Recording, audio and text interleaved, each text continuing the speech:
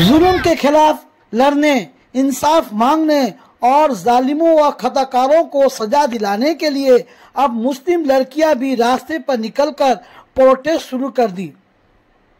Student Islamic organisation यानी SIO के तलबा और GIO यानी girls Islamic organisation of India के लड़कियां भी धर्मतल्ला में ह्यूमन चेन बनाकर प्रोटेस्ट शुरू कर दी। SIO के तलबा व GIO के लड़कियों ने अपने हाथों में प्ले कार्ड लेकर इंसाफ मांगती हुई दिखाई दी। उन सबों का कहना है कि CBI अपना रिपोर्ट कब पेश करेगा, जानियों, जालिमों और खताकारों को सजा कब मिलेगी, क्या इसी तरह लड़कियां अनसेम रहेगी? आखिरकार स्टूडेंट, लड़कियां, डॉक्टर्स या दिगर मजलूम कब तक जुल्म सहते रहेंगे? कैमरामैन शोएब आमिर के साथ मैं साजिद परवेज, टाइम्स न्यूज़ 18, धर्मतल्ला, कोलकाता।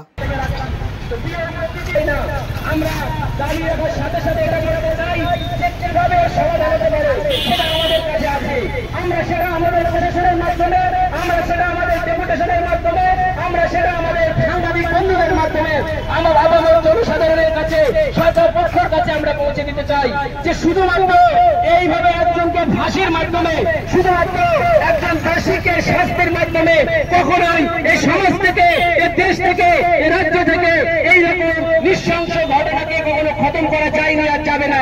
আমাদের মনে রাখতে হবে যে এর আগে যতগুলো ঘটনা এরকম ঘটেছিল, প্রত্যেকটি ঘটনাগুলোর ক্ষেত্রে যদি যে রিপোর্টগুলো এসছে তার মধ্যে একটি গুরুত্বপূর্ণ রিপোর্ট হচ্ছে যে সেখানে যে নেশা, অনেক নেশা এবং অসামাজিক কার্যকলাপ, যে নেশার মধ্যে মাদকের নেশায় নেশাগ্রস্ত হয়ে ম্যাক্সিমাম জায়গায় আমরা দেখেছি যে এই ধর্ষণ কাণ্ড, এই খুন, এই রাহাজানি, এই সমস্ত ঘটনাগুলো ঘটে থাকে।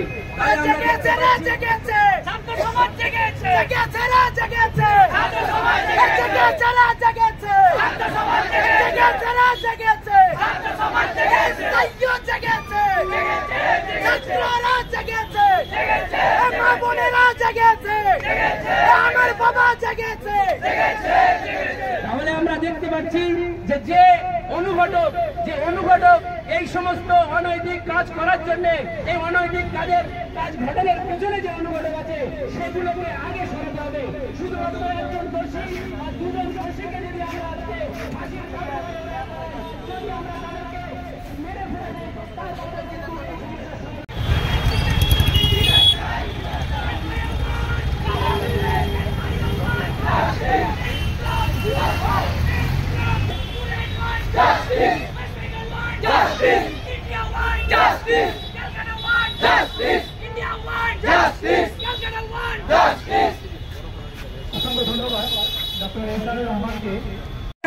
তাদের পিছনেই একজন রোগী শুয়ে আছে। আমি মিডিয়া কর্মীদের আহ্বান করবো এই ফুটেজটাকে দেখানোর জন্য, যেভাবে ডাক্তারদেরকে আক্রমণ করা হয়েছিল ঠিক সেইভাবে আমরা একটা প্রতীকী চিত্র এখানে ফুটিয়ে তোলার চেষ্টা করছি।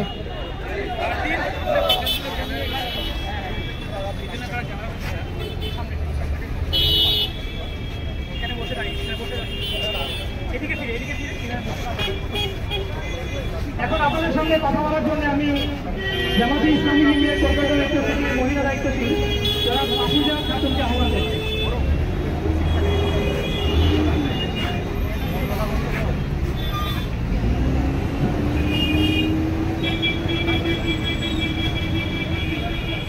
উপস্থিত সকলকে এবং দর্শকী মানুষ ও আমার প্রশাসনিক ভাই ও বন্ধুদের আন্তরিক শুভেচ্ছা জানিয়ে আমি আমার কথা শুরু করছি।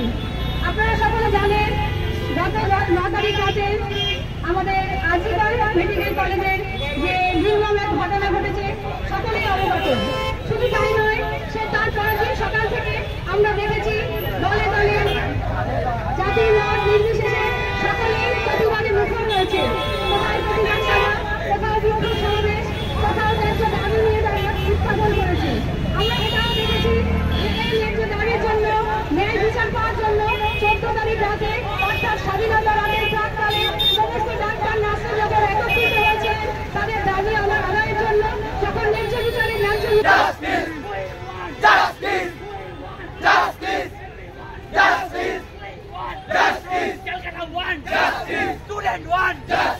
SIO 1, SIO 1, SIO 1,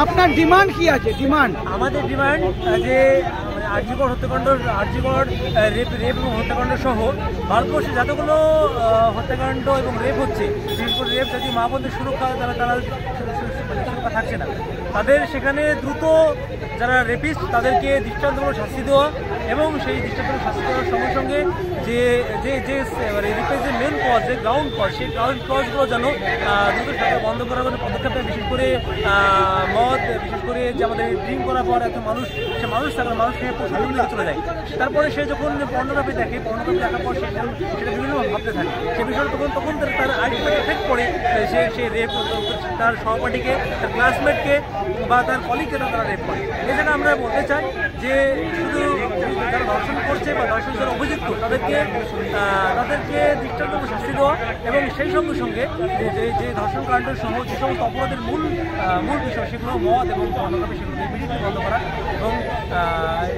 এবং যেন আমাদের প্রত্যেকটা মা বোনের সুরক্ষা পায়। ইমরান ভাই, এরা কি পুলিশ দোষী আছে কিনা? उर्दू तो चाहिए दिखते बार बार उर्दू ये क्या मैंने पुलिस क्या दोषी है या नहीं है? देखिए, असल में जो पूरा घटना घटी है उसमें हमको जो देखना है एडमिनिस्ट्रेशन का भी प्रॉब्लम है, एडमिनिस्ट्रेशन का भी कुछ होता ही हमको नजर आता है। उसके साथ साथ जो पुलिस है, जो प्रशासन है, उसका भी कुछ होता ही हमको नजर आता है। ये एक कलेक्टिव फेलियर है, हम समझते हैं। स्टेट का जो पुलिस है उनका भी फेलियर है और जो हॉस्पिटल एडमिनिस्ट्रेशन है वो भी फेलियर है इसमें। तो हम समझते हैं ये लोग दोषी है দাঁড়াতে হবে, তাদের ব্যাপারেও আমাদেরকে ভাবতে হবে। আজকে আমরা দেখছি যে 27 তারিখে কেউ নবান্ন অভিযানে ডাক দিচ্ছে, 27 তারিখ ইউজিসি নেটের পরীক্ষা, ছাত্ররা কি করে 27 তারিখে ডাক দিতে পারে? নিশ্চয়ই তার পিছে কোনো না কোনো এরকম ফোর্স আছে যারা পলিটিক্স খেলছে, যারা পলিটিক্যাল বেনিফিট নিতে চাইছে। তাদের বিরুদ্ধে আমাদেরকে দাঁড়াতে হবে। আমরা জাস্টিসের জন্য দাঁড়াবো, জাস্টিস নিয়ে আমরা আওয়াজ তুলবো, জাস্টিস নিয়ে আমরা কথা বলবো, জাস্টিস নিয়ে আমরা পথে নামবো।